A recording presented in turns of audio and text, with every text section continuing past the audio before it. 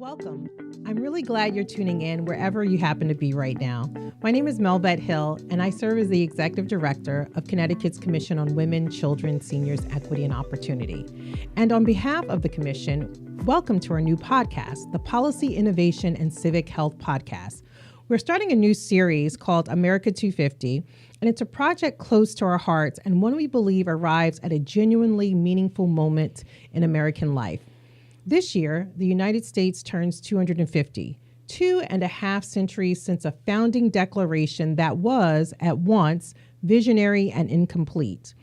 And every generation since has had to decide, are we going to keep making that argument better? Are we going to extend its promise further? We think the answer has to be yes.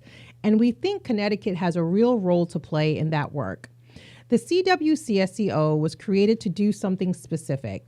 By statute, we are charged with addressing issues that affect women, children and their families, older adults, and African Americans, Latino and Puerto Ricans, Asian American and Pacific Islander residents all across our state. These are not separate concerns sitting side by side. They are deeply interconnected, and the well-being of each shapes the well-being of all. That's the lens we bring to this series. As we mark America 250, we're not simply looking back at 250 years of history. We're asking a forward-facing question. What does the American dream look like in 2026 and beyond? And how do we build a version that is genuinely within reach for every person in Connecticut? What does access to opportunity actually feel like when it's real? And what does civic life look like when people are truly seen and heard? Through these conversations, you'll hear from residents, advocates, community leaders, and people with lived experience across communities we serve.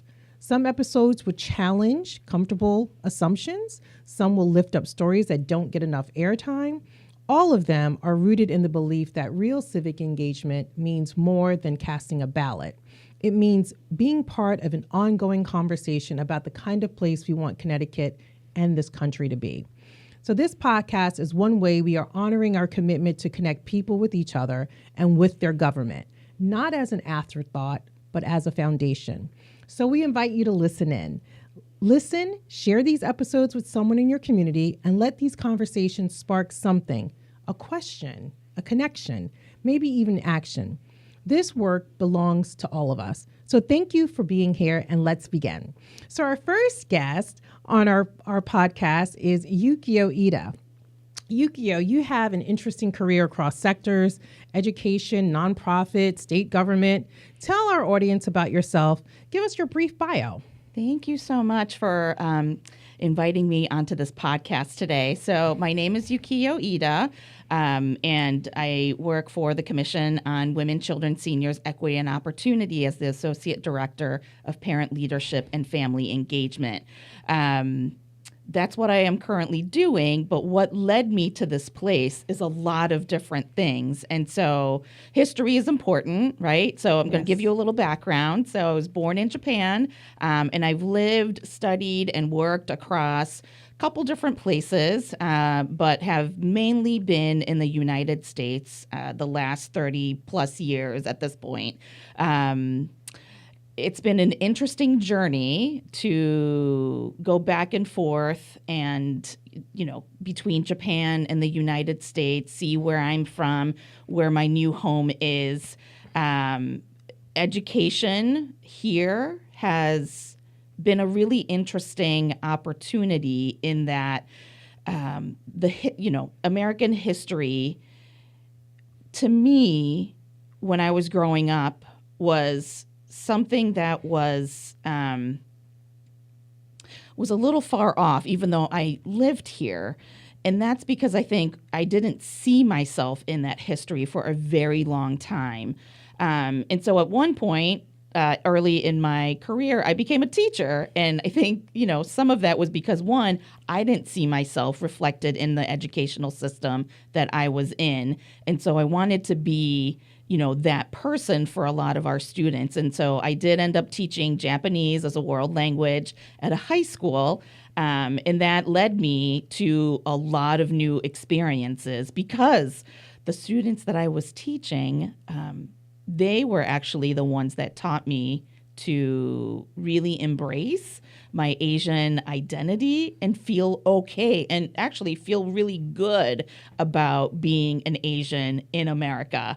And so that led me to a lot of different things. And I ended up at a nonprofit National Parent Leadership Training Institute and dealing, not with the students at this point, but with the parents of those students and, giving parents the tools that they didn't get to be able to understand the world around them, to understand how they fit in, and giving them the tools and actually just enriching, they have the tools, but enriching the tools that they already had to be able to be a civic engaged family member. And now I am at the Commission on Women, Children, Seniors, Equity, and Opportunity, and I oversee and help support the implementation of that Parent Leadership Training Institute, which is a curriculum for the people of the people in Connecticut. And, it's a joy to be able to do this work across so many sites in Connecticut. Yeah, thank you so much, Yukiyo. And we are so excited that you are part of the CWCSEO team. And so we have been doing some civic sit-downs. I've started to do some civic sit-downs where we are inviting community members to have open dialogue around different topics. And so we always open our civic sit-downs with a question that's personal but light, because we believe that building a stronger democracy starts with knowing each other a little better. So here's one question for you that we like to ask. So what's your favorite book, movie, or podcast focused on democracy or civic engagement?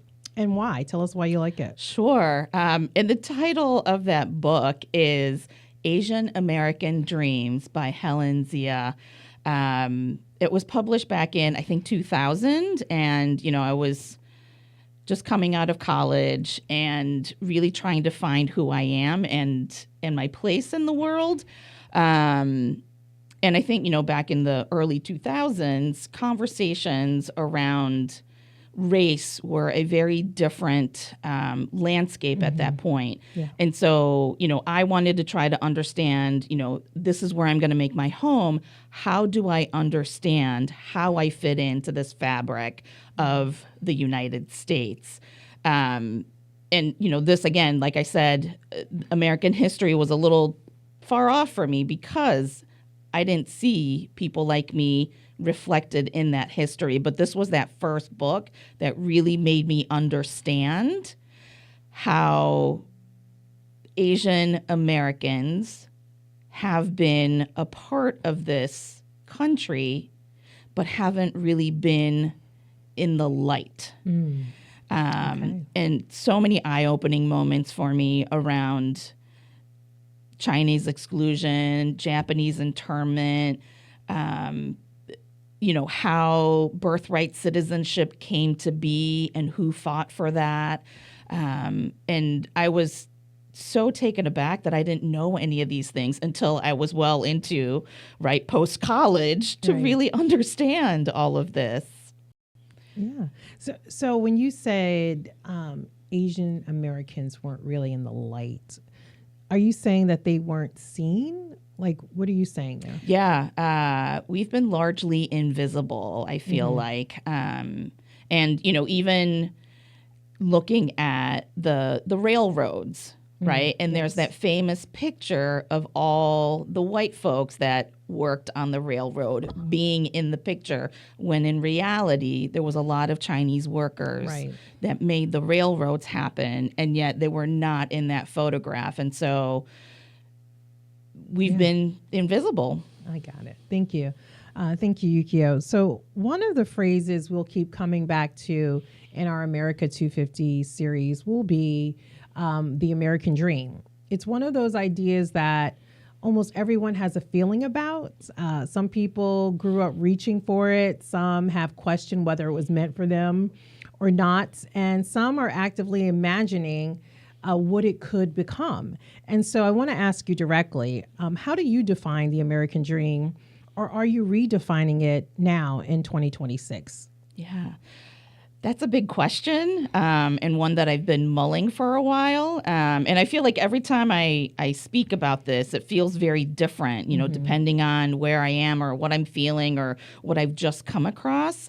But for me, right, going back to that Asian American Dreams book is to ensure that our stories are not invisible and people see us as American and a big part of, right, this country. And I think in Connecticut, Asian Americans are the fastest growing minority group, and yet we don't hear about that. Right. And we're not in the conversation a lot of times. And so, I want to make sure that I am in a place where, and it's an honor to be able to work for the state and be visible in a role that maybe not is typical of an Asian American to be in. And so I would love, to continue to lead in different ways and say, hey, here I am. This is what I'm doing. This is exciting work, right? In ensuring that every family, every child, every, community member has access to civics, has access to skills building. And so my Asian American dream is to continue to grow as a community and really highlight the work that we're doing as Asian Americans. Yeah, thank you so much, Yukiyo. And you are actually doing that every day in your work at the Commission and out in community. You're also very active in your own community. You have been an active parent in your daughter's school community. And I'm so grateful to all that you're doing and you will continue to do. So everyone, that's just a little snippet, a little taste of what this podcast around America 250 is going to be. That's a wrap for our very first episode. And I have to say, what a way to begin. Thank you to Yukiyo Iida, our first guest and my good colleague. But before you go, listeners, I would leave you with something to sit with over the next week or so, or until you hear our voices again. We asked our guests how they're reimagining the American dream. And now I'm asking you, what does it look like for you, your family, your community? What would you keep? What would you change? What would you build from scratch? We'll be back soon with our next episode, and trust me, you don't want to miss it. Until then, thank you for listening. Thank you for caring. And thank you for being part of this community we're building together. I'm Melvette Hill, and this has been a production of the Connecticut Commission on Women, Children, Seniors, Equity, and Opportunity. We are recording our podcast at the People's Place in Waterbury, Connecticut, with the talent of our good friend Raphael. Thank you so much. Take care of yourselves and each other. Until next time.